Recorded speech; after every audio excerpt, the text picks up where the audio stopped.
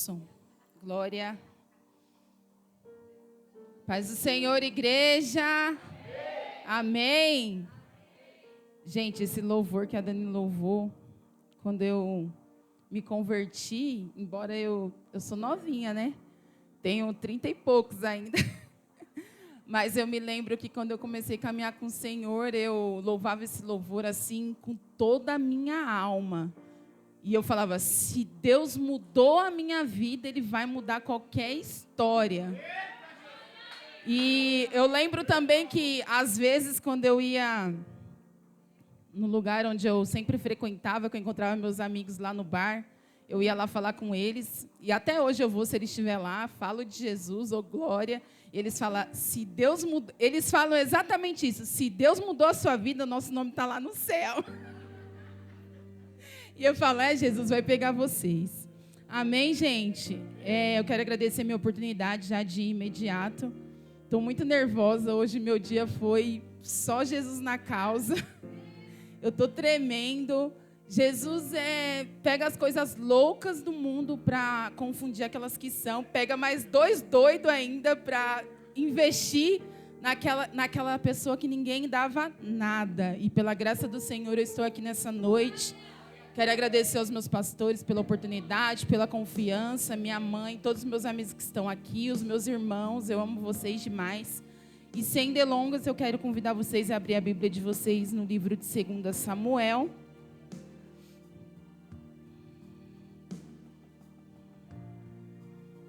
Vou abrir meu esboço aqui, gente.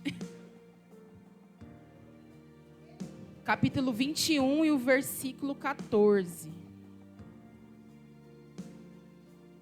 Se puder colocar um fundinho de piano, eu acho que eu prefiro. Obrigada. 21, 14.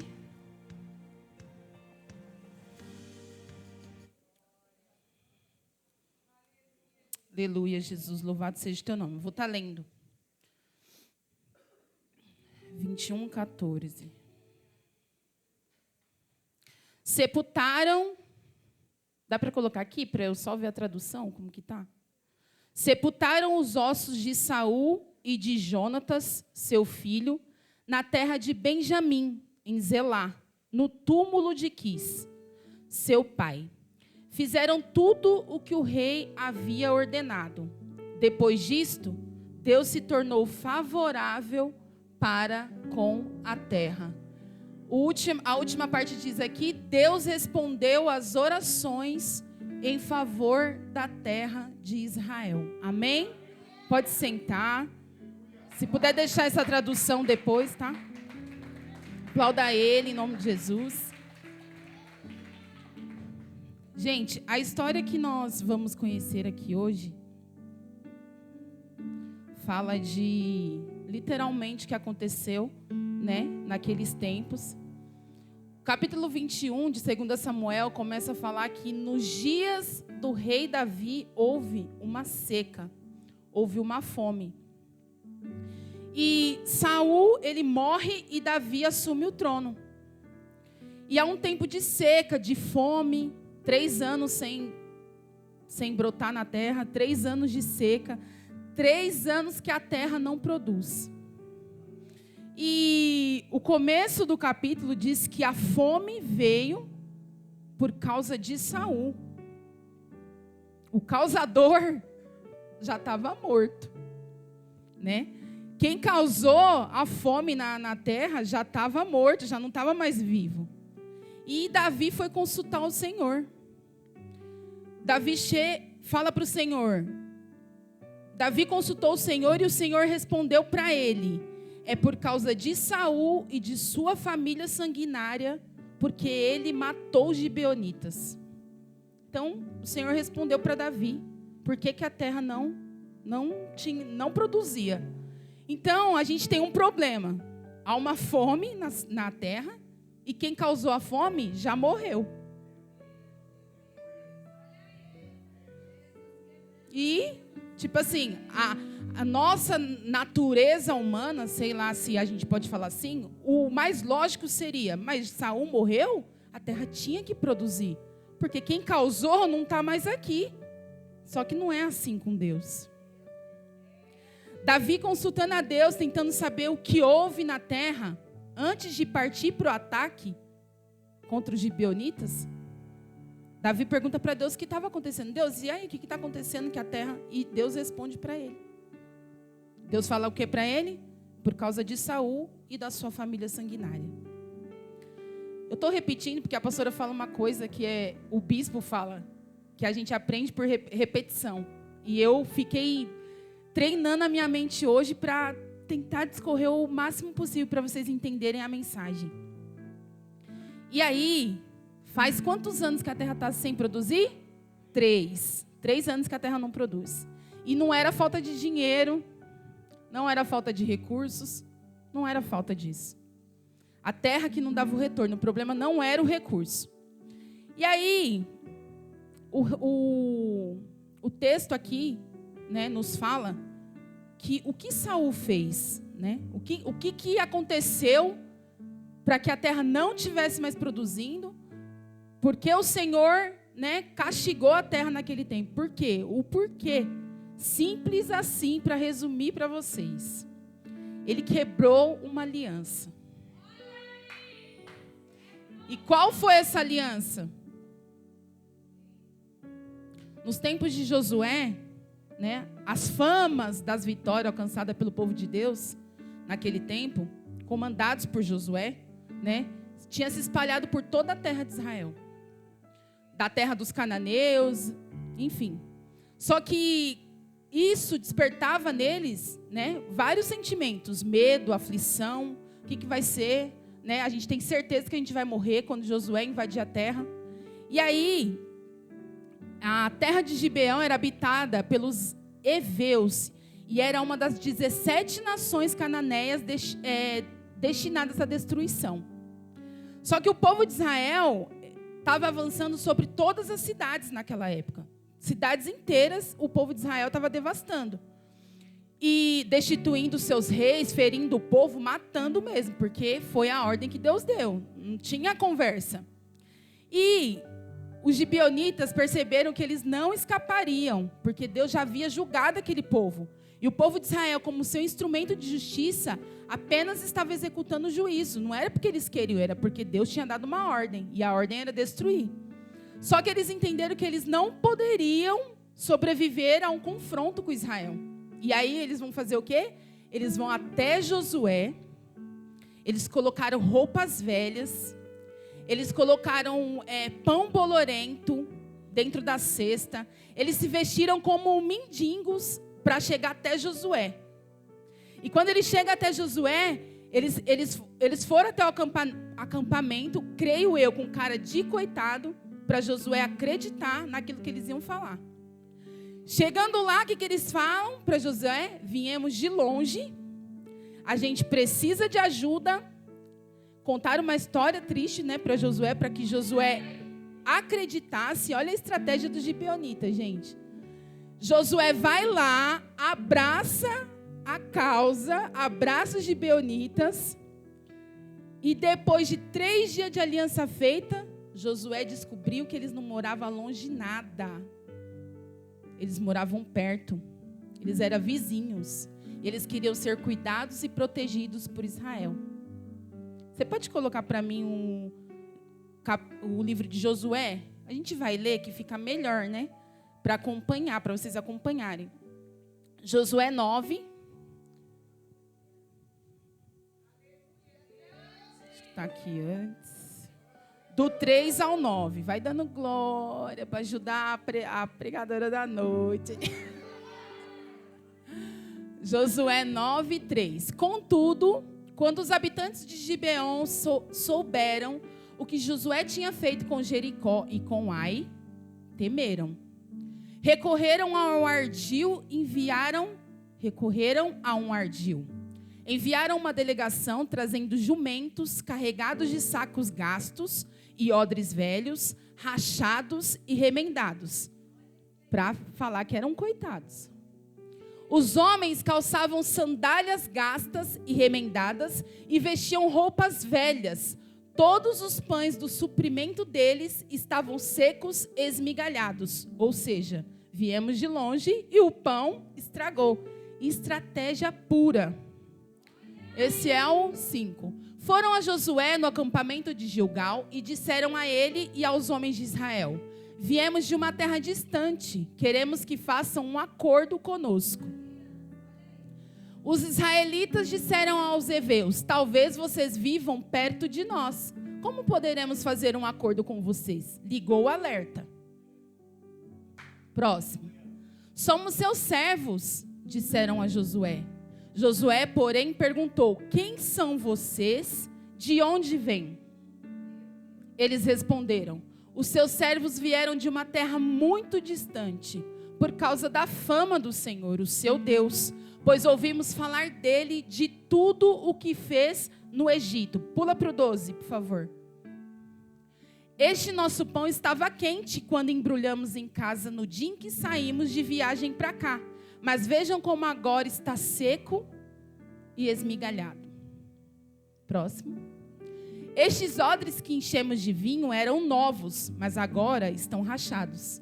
As nossas roupas e sandálias estão gastas por causa da longa viagem.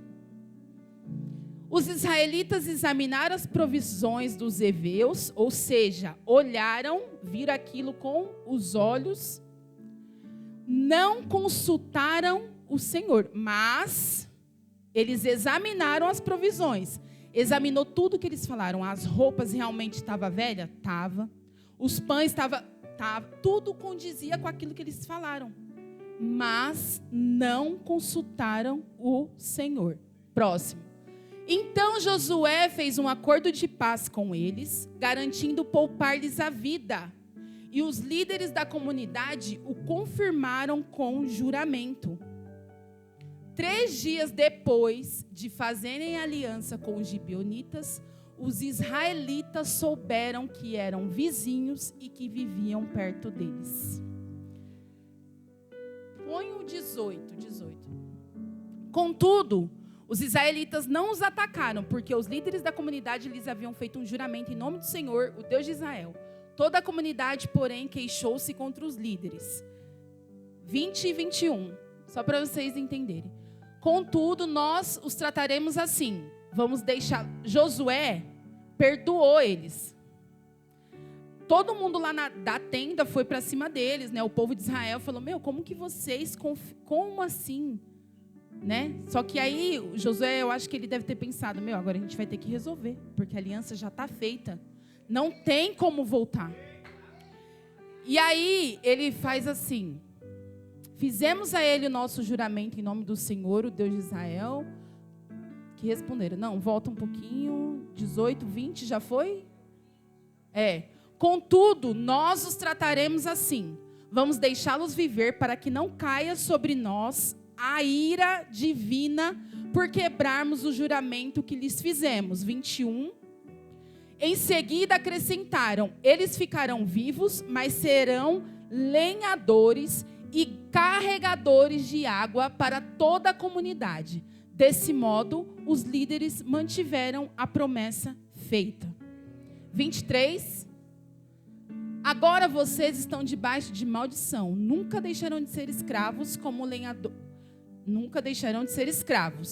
lenhadores e carregadores de água para a casa do meu Deus. Para eles estava ok, porque eles queriam a proteção. Mesmo eles ficaram, por castigo, pela mentira, por tudo, eles ficaram servindo ao povo para sempre. Só que para eles estava tudo bem, porque eles queriam realmente isso. Só que o que acontece? Davi assume o trono, Saul morreu. Mas calma aí que eu estou pulando, gente. Calma aí. Só que Josué perdoa, faz aliança com eles e diz para eles o quê? Não vou matar vocês, mas vocês vão ser escravos a vida inteira, né? Por conta da aliança. Abrindo um parênteses aqui, tem 2 ensinamentos para nós nesse texto, né? Referente aos gibeonitas com Josué. O primeiro é: nós não devemos menosprezar a estratégia do inimigo, mas a gente tem que procurar conhecê-las. Porque o inimigo, ele sempre tem uma estratégia para nos destruir. Isso é fato. nunca vai estar tudo bem. Sempre que está tudo bem, vai ter algo por vir. Isso é fato. A vida do cristão é isso, mas Deus garante a vitória. Amém, glória a Deus. E aí, o que acontece? Os judeus confiaram em seu entendimento natural, naquilo que eles viram com os olhos. E quantas coisas a gente se engana só de olhar. Quantas coisas nos tiram a atenção, porque a gente olha com os nossos olhos carnais. E aí, com base na observação, a reação natural é o quê? Não tem nada de errado. Eles realmente estão falando a verdade. Os pães estão bolorentos, as roupas estão gastas, eles vieram de muito longe, só que era a estratégia do inimigo. E Josué, ele não consultou o Senhor. E o segundo ensinamento é esse. A gente tem que consultar o Senhor em tudo. Ele, como homem de Deus, ele falhou. Só que Deus, quando ele faz uma aliança, ele não desfaz. A gente desfaz, Deus não. Mesmo que tenha havido a história mentirosa, né? E aí, a gente sempre tem que pedir orientação do Senhor por cada decisão. Seja na oração, seja na palavra, né? Porque veja o quanto foi perigoso sugerir paz, onde Deus já havia determinado guerra. Deus falou, era para matar. Só que eles sugeriram paz e Deus já tinha falado, é para matar, né? E a nossa guerra, ela não é física, ela é espiritual em todo o tempo. E nos mostra o quanto o inimigo cega o nosso entendimento. Porque às vezes a gente acha que é uma coisa e não é. E se a gente consultar o Senhor, seja na sua palavra, seja buscando Ele, Senhor, eu preciso de uma resposta. A gente não fica enganado, irmãos, não fica, em nome de Jesus. E também o perigo de confiar em cegos para nos guiar. No calor do momento ele falou, é isso, vamos fazer aliança, vocês estão com a gente, como vocês vieram por causa do Senhor, mas não consultou. Então o Senhor quer nos ensinar aqui nessa noite, consulta Ele. Se você está na dúvida de se é ou não é, consulta o Senhor, ora a Deus, que eu tenho certeza que Ele vai te responder, amém? Aleluia! Seguindo aqui, irmãos, Deus, ele honra alianças, Ele honra comprometimento. Ou seja, a Bíblia nos ensina o quê? Que a palavra de Deus é sim, sim, não, não. E Josué tinha feito uma aliança com aquele povo. Se somos daquele nível que quebra aliança por uma proposta maior, a gente tem que vir para a escola do Pai todo dia para aprender com Ele, amém? Aí o que acontece? Seguindo Israel, promete proteger, só que quando Saul assume o reinado, Saul trai os gibeonitas. Saul não quer saber. Saul, ele não quer saber daquele povo na terra dele. Saul mandou perseguir, não quer esse povo aqui, vou matar todo mundo. Saul acaba promovendo uma ofensiva militar contra eles e um ataque que perseguiu e matou muitos gibeonitas. Só que Saul morre e não dá conta de matar todo mundo. Ainda fica os outros. Pois aí, quando Davi reina, Deus fala para Davi que a terra está seca por causa de Saul, igual eu expliquei para vocês. E agora Davi caiu num problemaço. Tem que resolver, não tem o que fazer. E aí, após perguntar para o Senhor, ele chama os gibeonitas, pergunta o que poderia ser feito para que aquele mal fosse reparado. E os gibeonitas asseguram a Davi que eles não queriam nem ouro e nem prata, muito menos matar algum israelita. Eles querem dente, como que fala? Olho por olho e dente por dente. Naquela época não existia isso assim, vou te dar um dinheiro e você perdoa. Não, era vida, pagava com vida. E aí os gibeonitas falam para Davi, a gente quer alguém da descendência de Saul para pagar essa dívida. Está no texto também.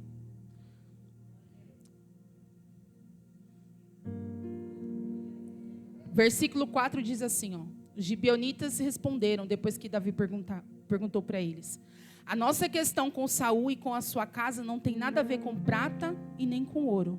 Também não pretendemos matar pessoa alguma em Israel. Então Davi respondeu para eles, e o que vocês disserem, isso farei por vocês. E eles responderam a Davi, quanto ao homem que nos destruiu e procurou, deixa eu ver aqui,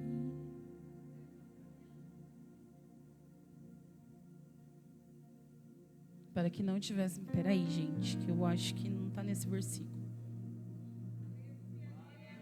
Aqui, ó. Davi responde para eles que vai dar. Porém, mas o rei, quanto ao homem que nos destruiu e procurou... Isso, é esse mesmo. É o 5.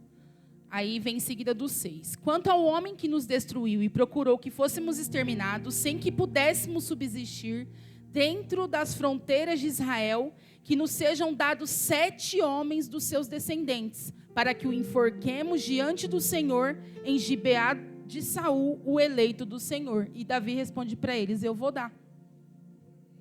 Davi poupa só um, Jonatas, porque ele tinha... Jonatas não, Mefibosete, porque ele tinha feito uma aliança com Jonatas.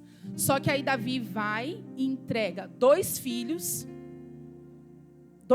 de uma das concubinas de Davi e 5 filhos da casa de Saul. Então, no total, são 7. Aí ele solicita que Davi entregue a ele, o Davi vai lá e entrega, concorda com a proposta e entrega os 7 homens. Foi em meio a esse conflito que o drama da história de Rispa começa, e é nisso que eu quero falar hoje com vocês. Eu dei essa introdução para a gente poder entender um pouco da história, mas eu quero falar de Rispa. Quem era Rispa? Rispa era uma das concubinas do rei Saul. E ela tinha 2 filhos. E começou porque entre esses 7 homens que foram entregues estavam os 2 filhos de Rispa e os 5 filhos de Merabe, que era filha de Saul. E aí, Rispa é um dos exemplos de resiliência dentro da Bíblia mais assim incríveis que a gente possa ouvir nessa noite. E é sobre ela que a gente vai aprender um pouquinho hoje. É sobre a Rispa. E aí, gente, o que acontece? Estou aqui com meus esboços, em nome de Jesus, para não esquecer. Nós estamos falando de alguém que teve que encarar uma dor. Nós estamos falando de alguém que teve que se reinventar no meio da desolação. Eu não sei se vocês já ouviram falar na história dela, mas é alguém que teve que resistir no meio do caos. Só que a dor dela salvou a muitos mesmo. A dor dela salvou uma nação. E no versículo 9 fala que Davi entregou nas mãos dos gibeonitas, que os enforcaram no monte diante do Senhor, e os 7 morreram ao mesmo tempo. Na parte A do versículo. Só que aí havia todo um processo de sepultamento, né, naquela época, né? Tinha que pegar, tinha que fazer todo um ritual lá.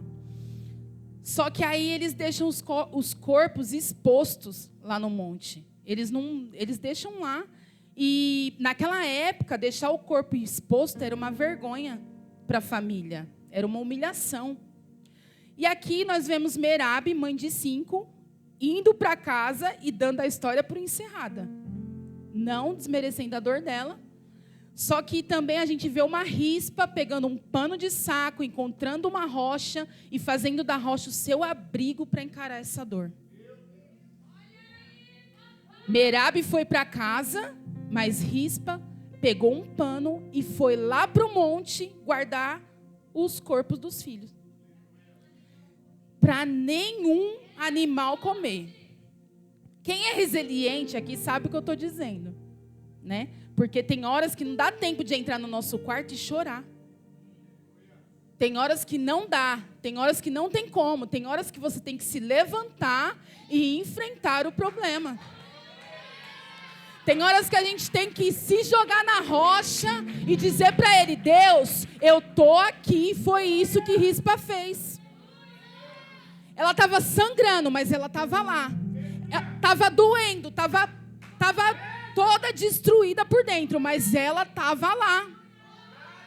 E quantas vezes eu e você está toda destruída por dentro, mas a gente está aqui, no caminho do milagre. Eu sempre falo isso. A gente está quebrada por dentro. Até comentei com a Cris esses dias, eu estava só Jesus na causa, mas crendo na promessa, e no outro dia dando glória a Deus, falei, no outro dia a gente se reinventa e vem adorar o Senhor. Porque o que o inimigo mais quer é ver a gente caída, derrotada, voltando para casa, deixando os corpos lá. e tá tudo certo. Não. Rispa, ela nos ensina que a dor dela não minimizou porque ela encontrou uma rocha, né? Ela só queria finalizar aquela história. Ela não queria que a casa dela fosse uma vergonha. O inferno, ele projetou isso, mas ela queria enterrar os filhos com a honra que eles mereciam. Porque eles não tinham culpa do que tinha acontecido. Só que eu estou dizendo que aquilo que tem tudo para terminar em desonra não acabou. Tem uma Merabe voltando para casa, mas Deus tem alguém aqui para dizer: eu estou sangrando, mas eu vou encarar. Está doendo, mas eu vou encarar. Fiz da rocha meu abrigo para encarar e resolver essa dor. Foi o que ela fez. Aleluia, Jesus. Porque, irmãos, a gente não precisa fingir que dói. A gente não precisa se revestir de uma capa e falar assim, tá tudo bem. A gente tem que mostrar que dói para aquele que pode resolver o nosso problema. Aleluia, Jesus. Porque tá doendo, mas a gente precisa resolver. Tá sangrando, mas a gente precisa resolver. Aleluia, Jesus. Essa é a linguagem de Rispa. É isso que ela fala. Tá doendo, mas eu preciso resolver. E vou dizer para vocês, não tem um relato assim exato, porque eu pesquisei. Só que a Bíblia diz que a Bíblia não relata exatamente. Mas eles fazem uma comparação que quando isso acontece é o início da cevada. E quando a cevada chega, ela ainda está lá. Ou seja, os historiadores das fontes que eu pesquisei dizem que ela passou lá mais de 3 meses. Acampada naquele monte. Vocês têm noção? O corpo entrando em decomposição, mas ela estava lá, na tenda. Aleluia, Jesus. E eu acredito que ela mal dormia, ela mal descansava, porque está escrito que durante o dia, no versículo 10, as aves do céu se aproximavam deles de dia, e os animais, as feras de noite, mas ela não deixava eles comerem o corpo deles. Aleluia, Jesus. Ela pegava, eu imagino que ela pegava o pano grosso, porque a Bíblia fala, e enxotava aquelas feras. Aqui não. Aqui vocês não vão comer corpo, não. Aleluia, Jesus. Aquela mãe, naquela dor. Porque eu imagino que quando ela pensando assim, né? Quando ela estava caindo no sono, talvez, vinha as feras. Aí ela tinha que levantar, pegar o pano e expulsar as feras, porque senão eles comiam o corpo. E ela estava lá para não deixar as feras comer o corpo deles.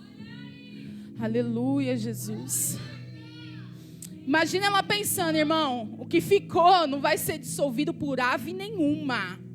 Ela pega o pano de saco, ela vai para cima, porque ninguém vai tocar nos filhos dela.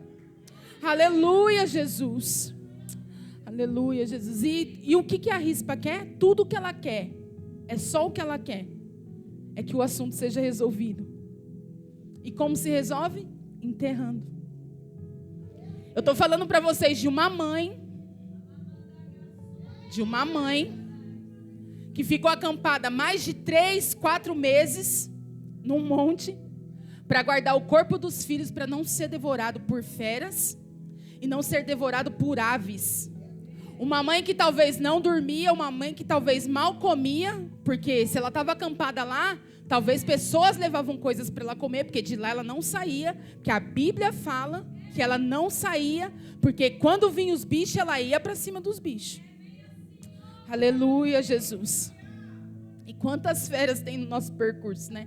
Para nos destruir, para nos devorar, para nos tirar do propósito, para nos tirar daquilo que o Senhor tem, fazer com que a história termine ali. Mas Rispa está dando uma lição para nós aqui hoje, Rispa está nos apresentando como se vence feras, como se vence aves. Aleluia, Jesus. De madrugada tem fera para ela encarar, mas a minha história e a sua história não vai terminar assim. Aleluia, Jesus. Ela estava enfrentando fera, ela estava enfrentando aves, como eu e você. Aleluia, Deus. Mas a gente tem que encarar as feras, a gente tem que encarar as aves sozinha. Porque tem coisa, irmão, que a gente vai ter que vencer sozinha. Igual essa mulher, tem coisa que a gente vai ter que passar sozinha. Não vai ter o bispo, não vai ter a pastora, não vai ter o irmão do lado, não vai ter a esposa. Tem coisa que é só eu e Deus. É você e Deus. Aleluia, Jesus. Louvado seja o teu nome. Aleluia, Deus. Ah, Senhor, aleluia, Jesus. Santo, santo, santo. E não tocaram nos corpos. Será que você pode olhar para essa pessoa que está aí do seu lado e falar para ela assim: vence essa fera hoje?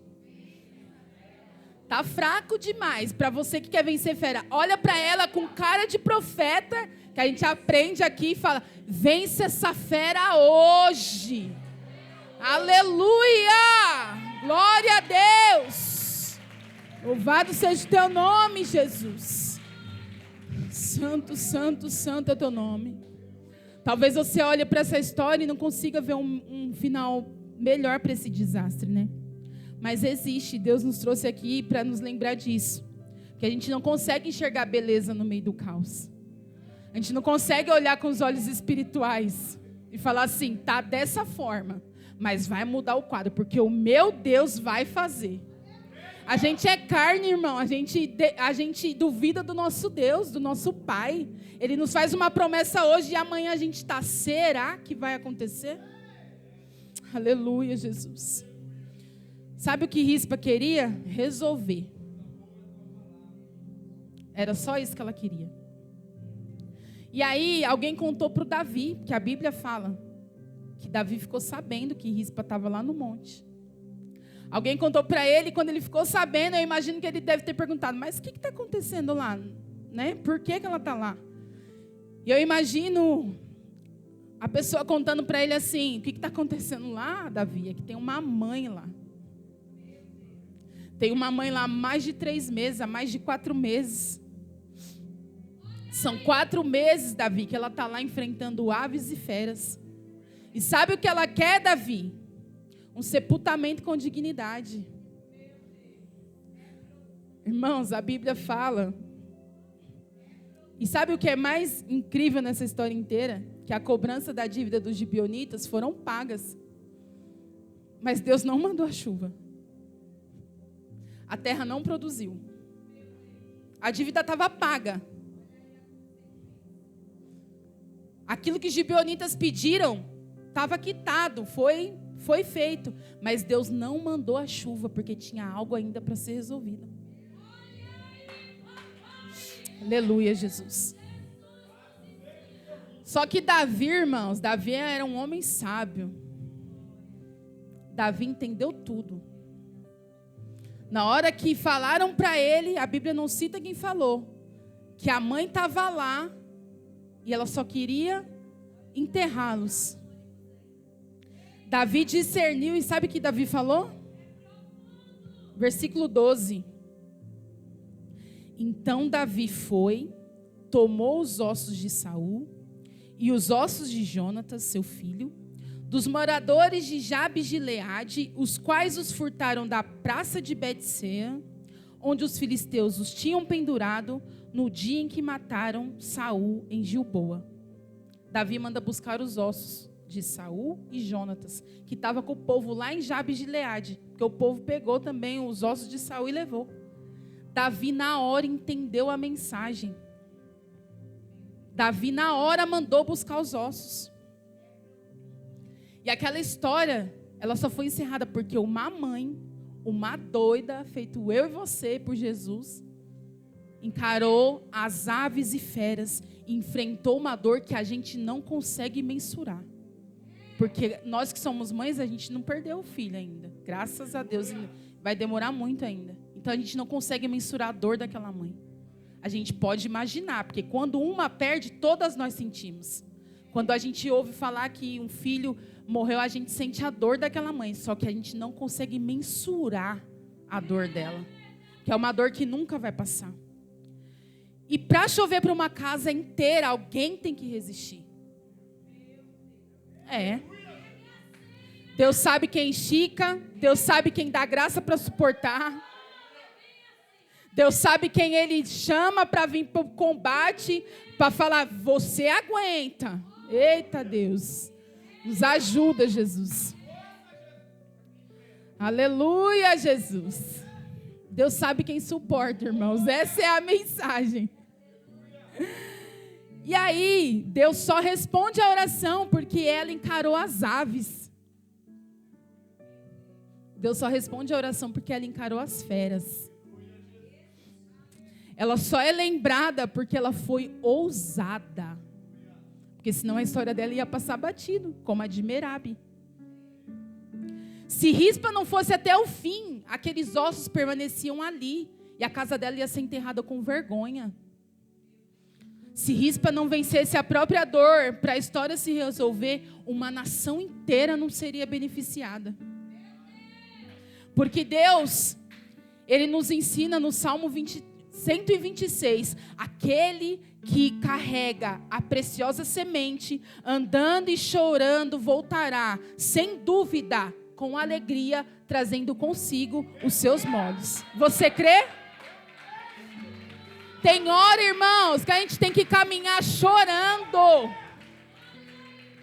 Tem horas que está doendo, mas a gente vai voltar carregando conosco os nossos molhos. E não sou eu que estou dizendo, é a Bíblia. Aquele que leva a preciosa semente, andando e chorando, voltará, sem dúvida, com alegria. Aleluia, Jesus. Conosco está o resolver, o encarar, resistir. A Merabe voltou para casa, mas é com você, Rispa. A responsabilidade é tua. Aleluia! Aleluia, Jesus. Louvado seja o teu nome, Senhor. Santo, santo. A gente não pode julgar Merabe, né, irmãos? Porque cada um tem uma estrutura para passar pelas adversidades. Merabe tem uma, Rispa tem outra. Eu tenho uma, a pastora tem outra, o bispo tem outra. Cada um tem uma estrutura. A gente não pode julgar o irmão. Porque às vezes vai ter pessoas que vai passar a mesma coisa que a gente está passando. Mas Deus, Ele nos dá resiliência, porque é através da gente que vai vir a chuva para a cidade. A gente não sabe. É através de nós. E a gente olha para o outro e fala assim, poxa Deus. A mesma situação e ela está super tranquila e eu estou aqui. Receba resistência nessa noite. Deus está dando resistência para nós nessa noite. Mas sabe o que a gente tem que fazer? Fugir das comparações. Se Merabe está voltando, eu vou voltar também. Não. Se você entendeu o que Deus quer falar conosco aqui nessa noite, Deus vai te dar uma graça fora do comum. Porque essa dor dela foi fora do comum. Doeu nela para curar a outros. Dói em nós para curar a outros. E eu creio muito nisso. Que a gente passa pelas fases, a gente passa pelos aprendizados de Deus, porque Deus vai curar a outros através de nós. Ele vai nos dar resistência. Porque no meio do caminho nós encontramos pessoas que vai viver ou viveriam coisas parecidas com a nossa, semelhante. Mas a gente tem que se levantar. Mesmo sangrando e dizer para a fera, aqui não. Aqui não. Aleluia, Jesus. A nossa história, irmão, é a porta de entrada para outras pessoas serem inseridas. E isso é muito profundo. Porque a samaritana, ela não estava no padrão de missionária quando Jesus encontrou ela. Mas foi Jesus que sentou no poço e disse assim: eu entro em Samaria e você é minha porta de entrada. Aleluia, Jesus. Tem chuva para descer e a gente é a porta de entrada. Tem uma Samaria para ser alcançada.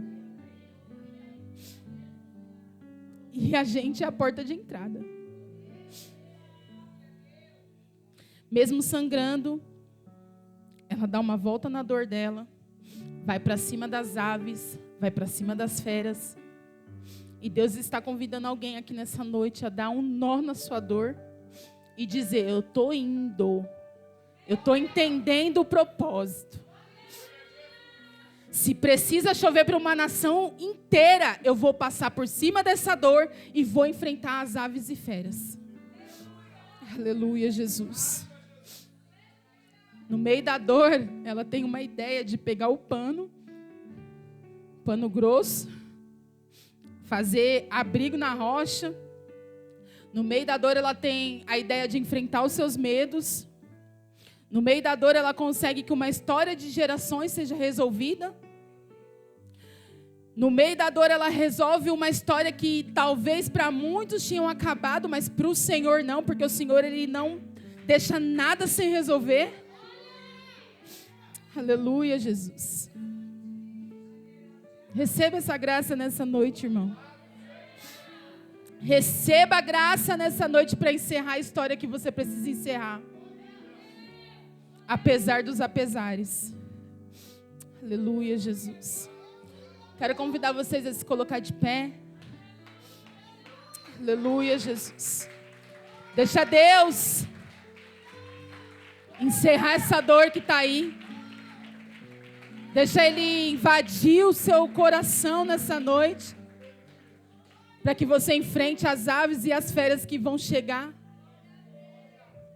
E toda vez que chegar essas aves e essas feras, você se lembra de Rispa. Que ela venceu a dor dela. Ela venceu tudo. Ela venceu a humilhação. Ela venceu tudo que ela poderia vencer. Para enterrar os ossos dos filhos dela. Aleluia, Jesus.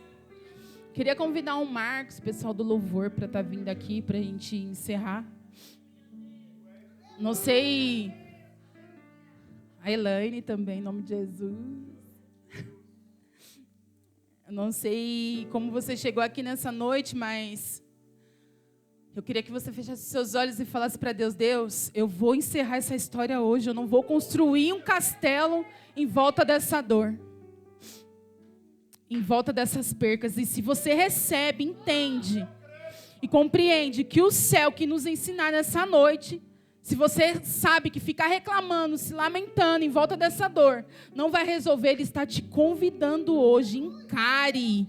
Eu estou com você.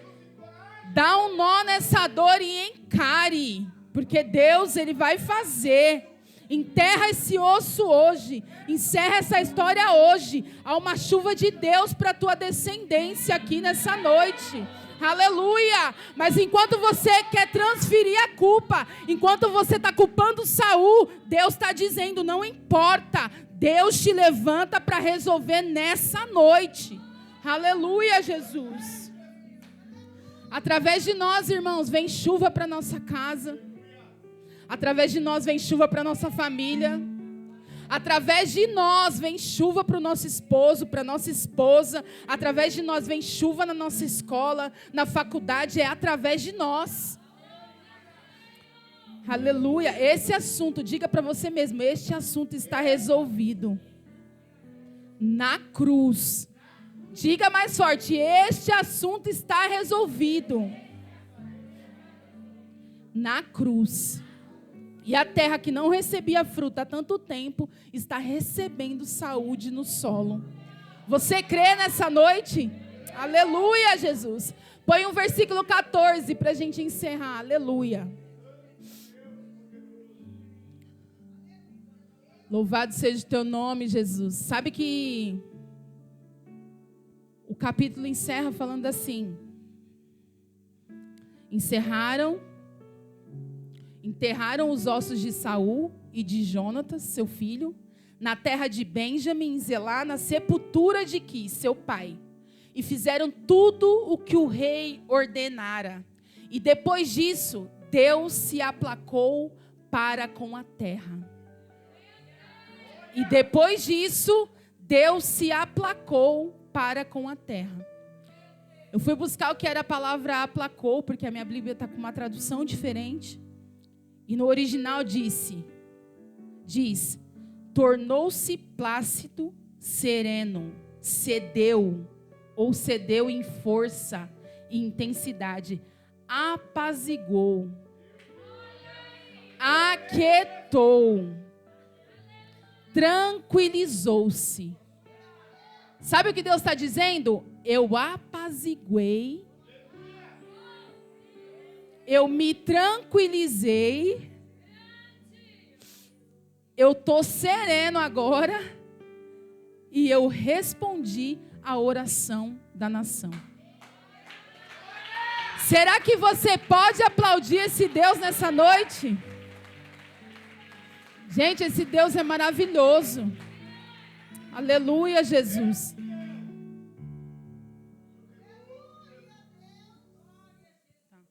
Aleluia, Jesus.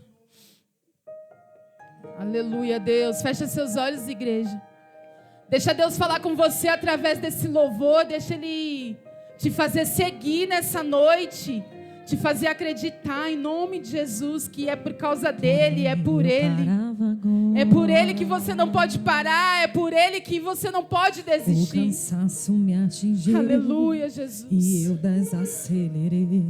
Santo é o teu nome, Jesus. O ânimo em mim sumiu e eu Declara parei. isso para Ele, faz dessa canção a sua oração nessa noite. Parei para respirar um pouco e não desisti, mas mesmo assim, por mim eu parava agora. Nos fortaleça, Jesus. Meu coração entrou alerta, ficou exausto. Nos ensina, Deus, nos dá resistência de rispa Eu nessa sinto noite, medo Pai. que me aperta Santo, e me deixa santo é o teu nome, assustado. Jesus. Por mim eu já teria tempos parado.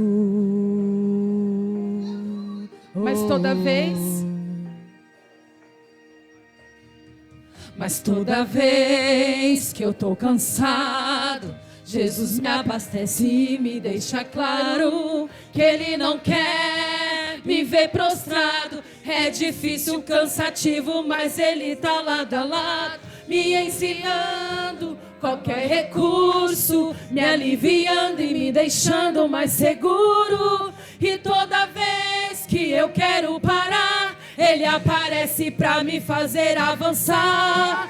Por mim eu já teria desistido, mas por Ele eu chego lá.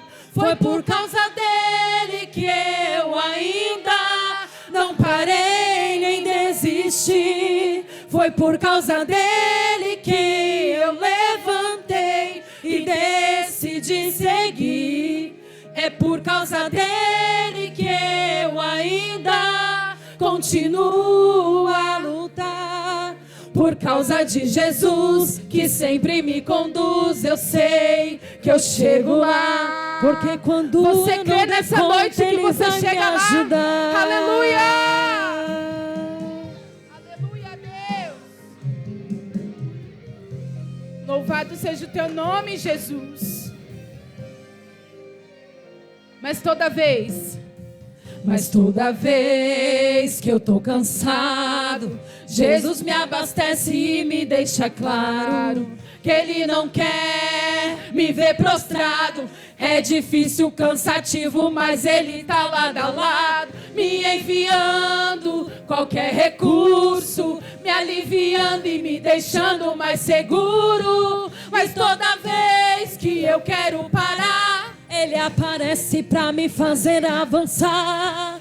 Por mim eu já teria desistido, mas por Ele eu chego lá. E é por causa dEle que eu ainda não parei nem desisti. Foi por causa dele que eu levantei e decidi seguir. É por causa dele que eu ainda continuo a lutar. Por causa de Jesus, que sempre me conduz, eu sei, eu chego lá. Porque quando eu não der conta, Ele vai me ajudar. Foi por causa dele. É por causa dele que nós estamos aqui nessa noite. Aleluia, Jesus, declare, declare, declare. Foi por causa dele que eu não parei. Foi por causa dele que eu não desisti. É por causa dele que eu estou aqui. É por causa dele, é por causa dele. Foi por causa dele que eu não parei. Por causa dele que eu não desisti. Foi por causa dele que eu estou aqui, dizendo que é por causa dele, é por causa dele. Foi por causa dele que eu ainda não parei nem desisti. Nem vai parar em nome de Jesus. Foi por causa dele que eu levantei e decidi seguir. Foi por causa dele que eu ainda continuo a lutar. Por causa de Jesus, que sempre me conduz, eu sei que eu chego lá. Porque quando eu não der conta, Ele vai me ajudar. Aleluia, Jesus, foi por sua causa, E eu não Jesus. parei. É por sua causa, Senhor, que nós estamos Que aqui, eu não desisti, Senhor. é por causa dele. É por causa que do eu Senhor, estou Pai, que nós estamos aqui, Jesus. É por causa dele. Louvado, é por causa louvado dele. seja o teu nome. É Glória a por Deus. causa dele. É por causa dele. É tudo por causa dele.